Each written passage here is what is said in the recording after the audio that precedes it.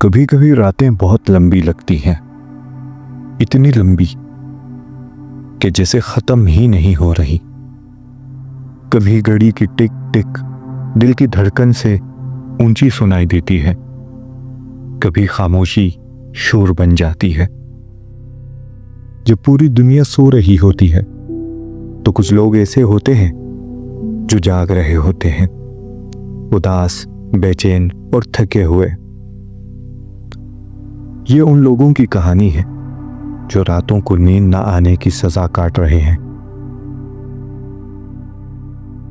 جن کے دل میں سوال ہیں، جن کے ذہنوں میں شور ہے اور جن کی آنکھوں میں آنسو مگر لبوں پر خوشی۔ شاید آپ بھی انہی میں سے ایک ہیں۔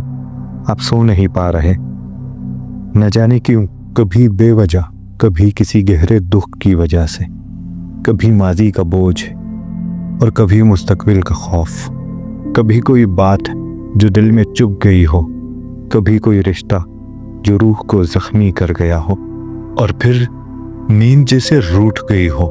لیکن کیا آپ نے کبھی سوچا ہے کہ اللہ نے یہ راتیں خاموش کیوں بنائیں؟ یہ تنہائی اتنی گہری کیوں کی؟ یہ نیند کیوں چھین لی؟ شاید اس لیے کہ وہ آپ سے بات کرنا چاہتی ہے، وہ جو سب کا خالق ہے، وہ جو عرش پہ ہے، وہ جو آپ کے دل کی بات جانتا ہے، وہ آپ کو اپنے قریب بلانا چاہتا ہے۔ جب نیند نہ آئے تو یہ مت سوچو کہ کچھ غلط ہو رہا ہے، بلکہ یہ سوچو کہ اللہ تمہیں اپنی طرف بلا رہا ہے۔ وہ چاہتا ہے کہ تم تنہائی میں اس سے بات کرو، اس سے دل کا حال کہو، اس کے سامنے رو، اس سے شکوے بھی کرو اور اس سے امید بھی لگا، کیونکہ جب نیند چھن جائے تو سمجھ لو کہ سکون کہیں اور ملنے والا ہے۔ نیند نہیں دے رہی مگر رب سکون ضرور دے گا۔ وضو کرو، تھوڑا سا پانی ہاتھ پہ ڈالو، چہرے کو تھپ تھپاؤ، دل کو سنبھالو، 2 رکعت نفل پڑھو۔ کوئی مخصوص دعا نہ آئے تو جو دل میں ہے وہی کہہ دو۔ اللہ کو رسموں کی نہیں، دل کی زبان کی ضرورت ہے۔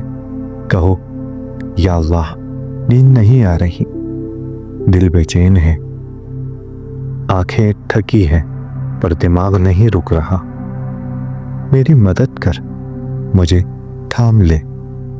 یقین جانو، جس لمحے تم دل سے پکارو گے وہ رب عرش سے تمہاری طرف رحمتیں نازل کرے گا۔